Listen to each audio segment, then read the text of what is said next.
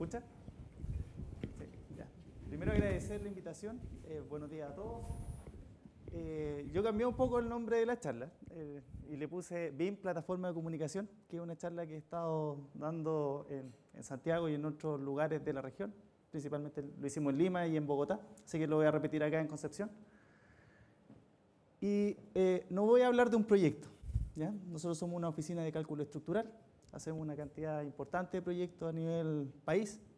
También tenemos una oficina en Lima, en la cual también estamos haciendo algunos proyectos. En este momento estamos haciendo las torres más altas de Ecuador, en Guayaquil, y una revisión de un proyecto en Hungría, ¿ya? También de una torre alta. Pero sin embargo, no voy a hablar de proyectos, sino que voy a contarles una historia, ¿ya? Que es la que nosotros hemos pasado un poco con el tema BIM. Somos una de las empresas que partió un poco con este tema hace casi unos 10 años atrás. Y el tema se trata de BIM como una plataforma de comunicación, ¿ya? Y quiero enlazar un poco los temas también que se trataron anteriormente de recursos humanos y principalmente de temas de productividad. Nosotros partimos el tema BIM, para la gente que no lo conoce. BIM son las siglas de Building Information Modeling, que tiene que ver con el modelado de la información para edificación. ¿Y qué significa esto? Tomar modelos paramétricos, tridimensionales, mucha gente lo conoce por estas maquetas tridimensionales, con las cuales uno puede realizar ciertas cosas, ¿ya? Entre ellas, y dentro de los beneficios que nosotros percibimos hace unos 10 años atrás, que fue un poco el comienzo de esta historia, es decir, ¿por qué partimos BIM? Lo primero que rescatamos fue esta posibilidad que tenían estas maquetas tridimensionales de poder documentar los proyectos. Es decir, yo a partir de modelos paramétricos en los cuales la información era consistente, podía obtener la información de plano, que es principalmente el desarrollo que hacemos como ingeniería estructural, ¿ya? Pero también vimos una de los beneficios quizás al día de hoy más importantes de estos modelos de información, que es yo puedo extraer la información que coloco dentro del modelo. Es decir, si yo coloco algunos parámetros que contengan información técnica del proyecto, los puedo extraer automáticamente a partir de estas plataformas BIM, ¿ya? O de estos software BIM. Así lo podemos hacer, por ejemplo, aquí hay unos casos particulares en los cuales se puede ver que yo puedo extraer las listas de planos, pero también puedo extraer todas las cuantías de materiales. Es decir, si yo coloco la forma del edificio, en el caso de la obra gruesa, por ejemplo, puedo extraer los volúmenes de hormigón. Si detallo la enferradura en 3D, puedo extraer también todos los kilos o las toneladas de acero de un edificio. En el caso de estructuras metálicas es mucho más simple. O también, en el caso de poder detallar el moldaje dentro de estos modelos tridimensionales, también puedo extraer eso como una cuantía, ¿ya? Pero también lo puedo hacer desde el nivel arquitectónico. Es decir, si yo coloco dentro de estos modelos los tabiques, también puedo extraer esa información de forma sencilla y parametrizable. ¿Qué significa esto? Que si yo hago una variación dentro del proyecto, esa información queda relacionada con estos reportes. Entonces, por lo tanto, automáticamente yo puedo extraer también esa información una vez que hago la modificación. Y otro aspecto que, sobre todo en la ingeniería estructural, es bastante importante, y después lo voy a complementar más adelante en términos de comunicación, ¿qué significa? Es esta capacidad de interoperabilidad entre los software, ¿ya? En el caso de la ingeniería estructural, no solamente nosotros trabajamos con software de diseño. Un software de diseño, para que ustedes tengan una idea, es por ejemplo AutoCAD. Es decir, los que han estado relacionados con AutoCAD. AutoCAD es un software de diseño, ¿ya? En el cual ustedes pueden dibujar líneas, pueden colocar texto, pueden crear layers. Pero los ingenieros estructurales no solamente ocupamos estos software de diseño, que al día de hoy también son estos software BIM, que son Revit, Tecla, ArchiCAD, sino que también ocupamos software de análisis, ¿ya?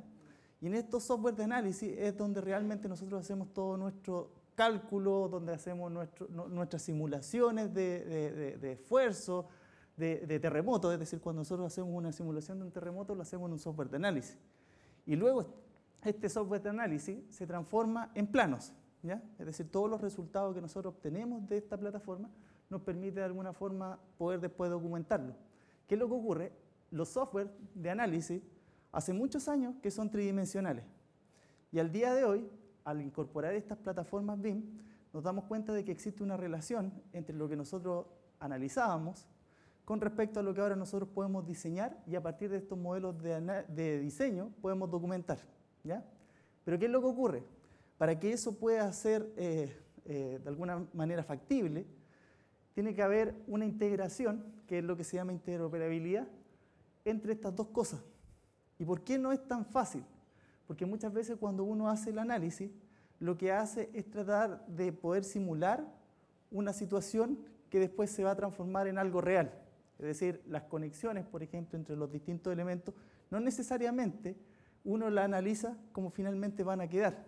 Muchas veces uno se acerca mucho a la realidad, pero no es la realidad.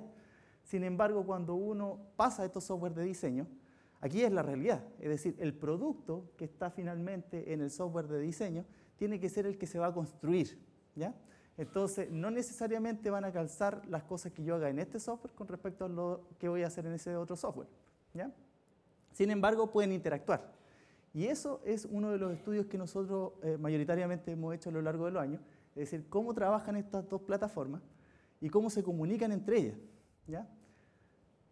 Este concepto hace de que esto aumente la productividad o la eficiencia en el desarrollo de proyectos, ¿ya? De ingeniería.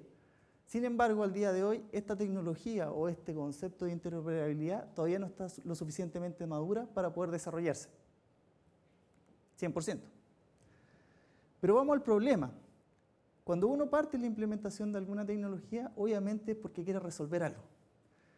Nosotros, cuando partimos el problema de la implementación, o por qué queríamos implementar esta plataforma BIM, que en ese momento era un software BIM, no hablábamos de plataforma, sino que hablábamos de un software BIM, que era principalmente Revit, lo que nos planteamos es que había un problema de productividad. Es decir, nosotros como empresa nos dábamos cuenta que precisamente los proyectos cada vez eran más complejos de realizar y eso nos llevaba principalmente a tener errores. Errores en la información que estábamos generando. Y esos errores se veían precisamente en estos documentos planos. Y sobre todo la gente que ya ha podido estar en obra o en proyectos, realizando funciones más laborales, más que estudiantiles, sabe de que uno de los grandes problemas que hay en construcción es cuando hay inconsistencia de información. Y en el caso de estructuras es cuando las plantas no conversan con las elevaciones. Es decir, tengo dos formas de mostrar geométricamente un edificio, espacialmente, tridimensionalmente, y estas cosas no están conversando. Y esa inconsistencia de información obviamente produce pérdidas de productividad en construcción, hay un error de calidad, pero también hay una improductividad asociada al desarrollo de proyectos en las etapas de ingeniería, cuando yo tengo esa inconsistencia de información dando vuelta dentro del proyecto, ¿ya? Y de alguna forma, nosotros hace 10 años nos planteamos esta posibilidad de que en un modelo tridimensional esa inconsistencia se eliminaba. Entonces, por lo tanto, era deseable, de alguna forma, implementar esta tecnología pese a los costos que tiene. Obviamente, uno que cuando implementa tecnología tiene que hacer una inversión. Entonces, este tema de la implementación, de alguna forma, y esta pérdida de productividad asociada a este tema tecnológico, aún no lo hemos resuelto 100%. ¿Ya? Y uno lo primero que se plantea, después de 10 años, es qué factores influencian de que uno no resuelva un problema una vez que ya implementó una tecnología, compró la licencia, capacitó a la persona. Es decir, uno cumple un poco el ciclo de introducción o de implementación de estas plataformas, pero los resultados no son los que uno esperaba. Entonces, pueden haber muchas explicaciones, y esto ya tiene que ver con un poco la cultura que hay dentro de la empresa o de la forma en que uno hace las cosas, que puede ser que nos equivocamos en cómo capacitar a la gente. Quizás el hardware que estábamos ocupando, es decir, los computadores, son los inadecuados. Compramos un software muy potente, pero el hardware es inadecuado. O simplemente que tenemos un mal uso en términos de los procedimientos necesarios para poder sacar de alguna forma la mayor eficiencia tecnológica asociada a estos software. ¿Ya? Pero sin embargo, cuando nosotros separamos todo esto, nos dimos cuenta como empresa de que había un factor común que era transversal a la tecnología que estaba saliendo, que en este caso era la tecnología CAD, con respecto a la tecnología BIM, que era la que estábamos introduciendo. ¿Y cuál es ese factor? La cantidad de modificaciones dentro de los proyectos. cuando nosotros observábamos qué es lo que ocurría antes, o sea, estoy hablando de hace unos 20 años atrás, obviamente siempre han habido modificaciones, pero sin embargo, debido a la complejidad de los proyectos y obviamente la premura de muchos de ellos, cada vez son más las modificaciones dentro del desarrollo de proyectos. Y en la medida que yo no pueda controlar las modificaciones del proyecto, independiente de la tecnología, siempre se me van a generar errores. ¿Ya? ¿Y qué es lo que ocurre? Aquí hay como una cultura ya más bien nacional, que es, nosotros somos muy buenos para encontrar el error y para encontrar el culpable, pero muy malos para precisamente tener un análisis de causa, que es un poco también lo que hablaba mucho en la primera presentación Miguel Ángel, con respecto a las causas y a las acciones preventivas. ¿Ya?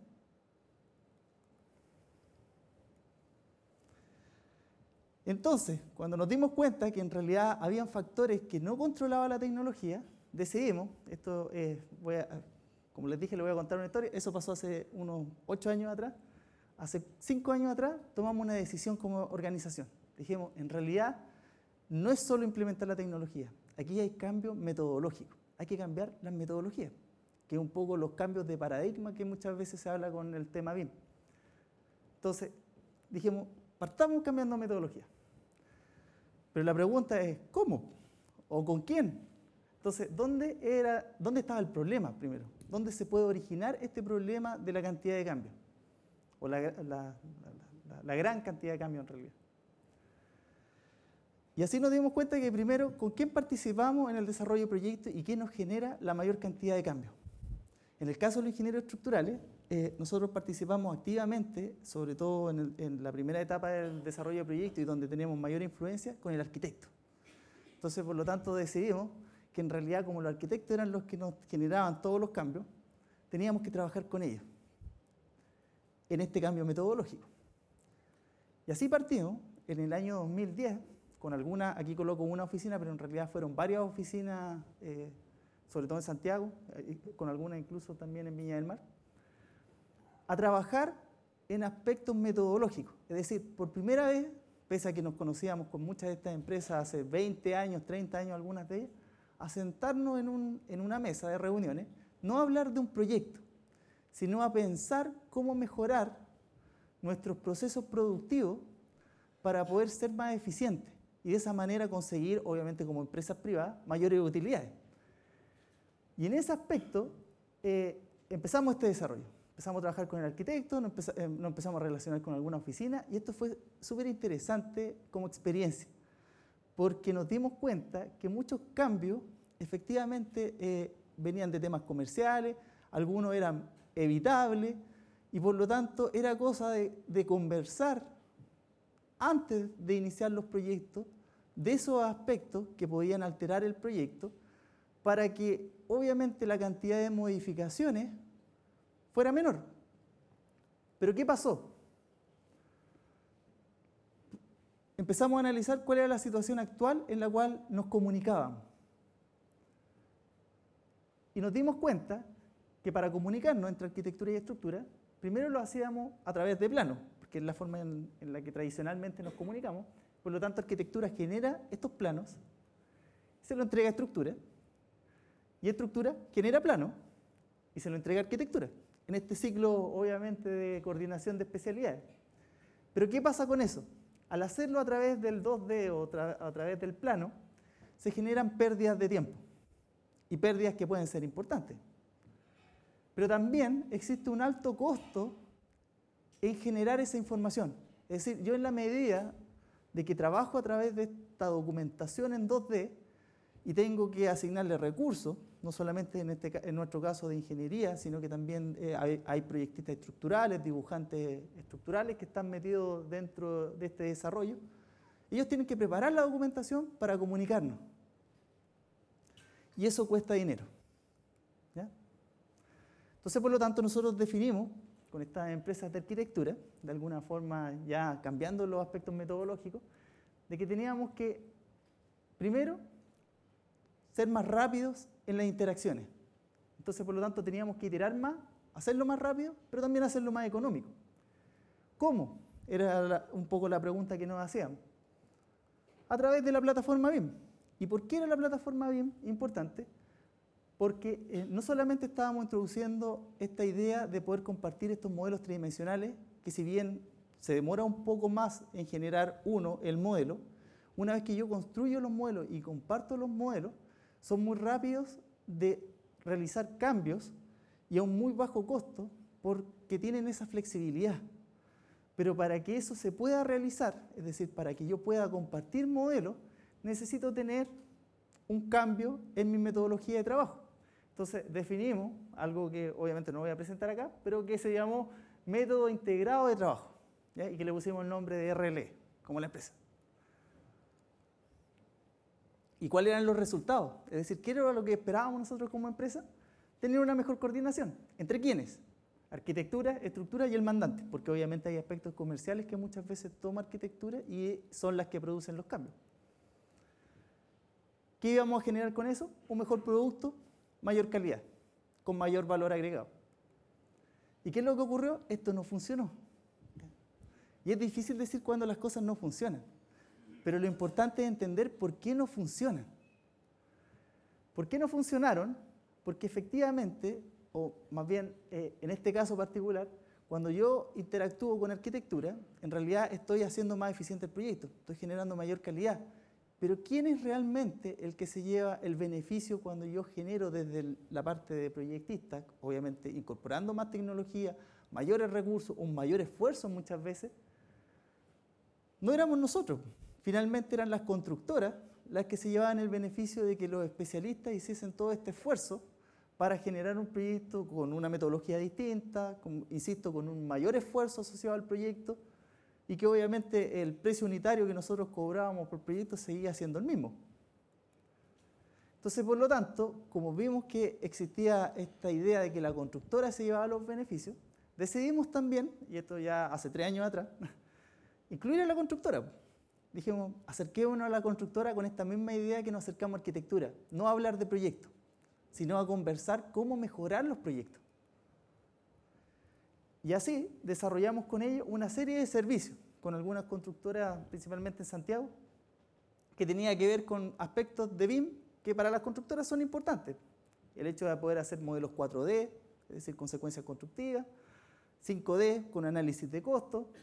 En el caso de ingeniería estructural, colocábamos el detallamiento de barras 3D en nudos complejos. Esto ayudaba muchísimo a que las constructoras no tuviesen que resolver esto en obra y que también pudiesen hacer elementos prefabricados. Es decir, todos estos elementos que se ven ahí con una complejidad bastante importante desde el punto de vista de la inserción de estas placas metálicas sobre un pilar de hormigón.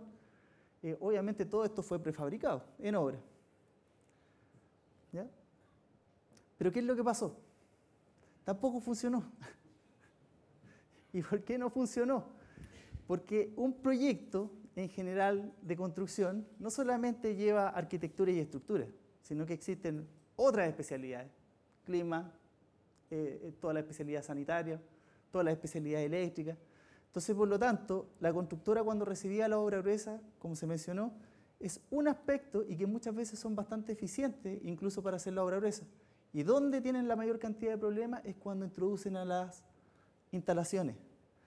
Y es ahí precisamente donde se producen también en aspectos de coordinación de proyectos la mayor cantidad de modificaciones. Entonces, por lo tanto, si nosotros queríamos controlar de alguna forma las modificaciones del proyecto, que era nuestra idea inicial de dónde estaban todos nuestros problemas de productividad, en realidad no había que solamente trabajar con el arquitecto, ni con el que obtenía quizá el beneficio final, que era en este caso la constructora, sino que había que incluir a todas las especialidades. Cuando yo hablo de todas las especialidades, entiendan de que son todas empresas distintas, y que cada vez que comienza un proyecto, estos equipos se arman con empresas distintas y con personas distintas. Entonces, por lo tanto, la variabilidad de personas es importante y muchas veces uno tiene un proyecto súper bueno con las mismas empresas, cambia equipos de personas en el siguiente proyecto y tiene resultados nefastos. Entonces, por lo tanto, decidimos, de alguna forma, no solamente pensar en este enfoque un poco particular de trabajar integradamente con cada una de las especialidades, sino que tomamos la decisión de involucrarnos en la coordinación del proyecto. Y eso lo hicimos con algunos mandantes a petición de ellos. eran mandantes interesantes, o sea, clientes interesados en la plataforma BIM, y dijeron, ya, perfecto, me interesa que se implemente dentro de mis proyectos, pero como hay que incluir a todos los especialistas, ustedes se van a hacer cargo de esto, ¿ya? Y de alguna forma nos introdujeron en este mundo de la coordinación. ¿Qué es lo que ocurre? Para poder comunicarnos con otras especialidades, primero con arquitectura, nosotros sabíamos cómo trabajaba el arquitecto, porque siempre hemos trabajado con el arquitecto, sabemos cómo trabajan los constructores, porque siempre estamos en obra viendo cómo hacen las faenas de obra gruesa, pero nunca habíamos trabajado directamente, o sea, tratando de integrarnos con especialidades como la eléctrica, como los sanitarios, como climatización, como control y seguridad. Entonces, por lo tanto, lo que definimos primero es que había que tener protocolos de comunicación, ¿ya? Estos fueron los pasos iniciales. Entonces, definimos ciertos protocolos, ciertas nomenclaturas. Ya teníamos la idea de que son cambios metodológicos, entonces, por lo tanto, dijimos, lo primero que hay que hacer es una metodología de trabajo. Sin haber trabajado con ninguno de ellos, dijimos, más o menos vamos a establecer ciertas metodologías. Dejamos algunos reportes, algunos informes. Definimos algo que es fundamental y que quizás es la clave de todas estas cosas. Un estándar de color. ¿Por qué el color es tan importante? Porque eso nos permitía identificar rápidamente a cada una de las especialidades, ¿ya? Y partió esta interacción con los especialistas. Dijimos, ya, lo primero que vamos a hacer es capacitar a los especialistas en el uso de estas plataformas, ¿ya? Que es uno de los aspectos complicados para poder implementarlo a nivel de proyecto y a nivel país también.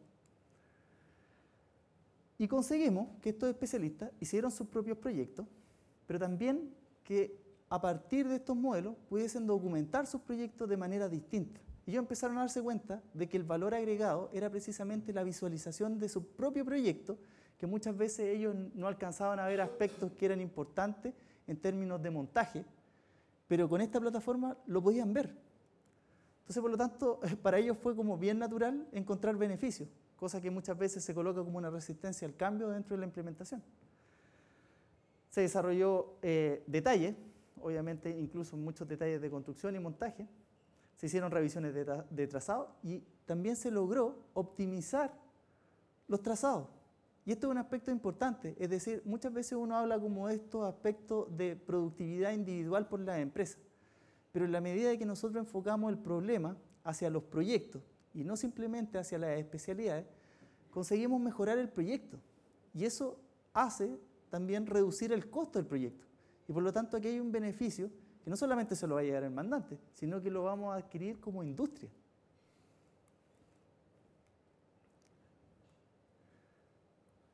Y de alguna forma fueron capaces de hacer todo esto, ¿ya? Y conseguimos sistemas más complejos.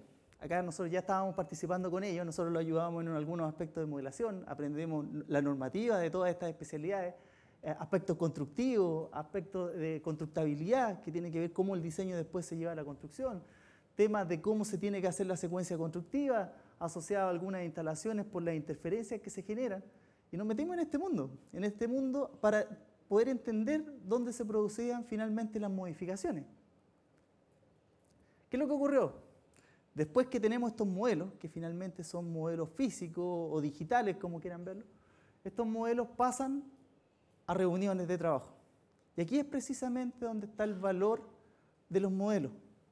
Estos modelos tridimensionales, y nosotros nos empezamos a dar cuenta, no solamente aportaban información para la documentación, para los reportes, un poco el tema de la interoperabilidad, sino que, ¿qué generaba en nosotros?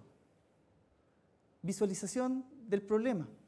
Es decir, yo no tengo que saber técnicamente cómo funciona la especialidad de ingeniería eléctrica, ingeniería sanitaria, ingeniería en climatización, porque ahora puedo ver cómo es su diseño.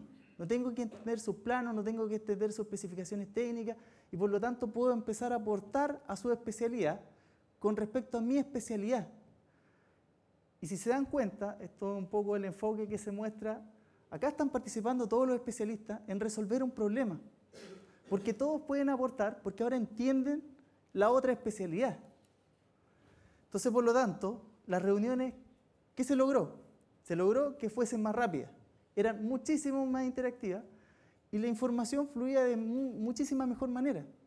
Esto ayudó precisamente un poco, ya cerrando el tema de los problemas que teníamos con respecto a las modificaciones, a que las modificaciones disminuyeran. En algunos casos no se eliminan finalmente, sino que se logran resolver más rápidamente. Es decir, tenemos que modificar algo, demos toda nuestra opinión y eso se hace en un corto tiempo. Pero ¿qué es lo que pasa? Se genera un desorden, ¿ya? Y este desorden es natural. ¿Pero por qué creen que se genera un desorden? ¿O cuál es la explicación que puede haber detrás del desorden en torno a esta plataforma? Porque finalmente logramos de alguna forma influir en todos los especialistas para poder incorporarse dentro de la plataforma, dentro de un proyecto, pero el aspecto en temas de organización de alguna forma no fue el mismo que teníamos cuando tenemos los proyectos tradicionales, normalmente en el desarrollo de proyectos. Y esto tiene que ver con los procesos de comunicación. ¿Por qué? Porque normalmente las organizaciones, ya sean empresas o sea un conjunto de empresas, como en este caso de proyectos, se relacionan principalmente con una comunicación vertical. Esta comunicación vertical no es muy efectiva, la verdad.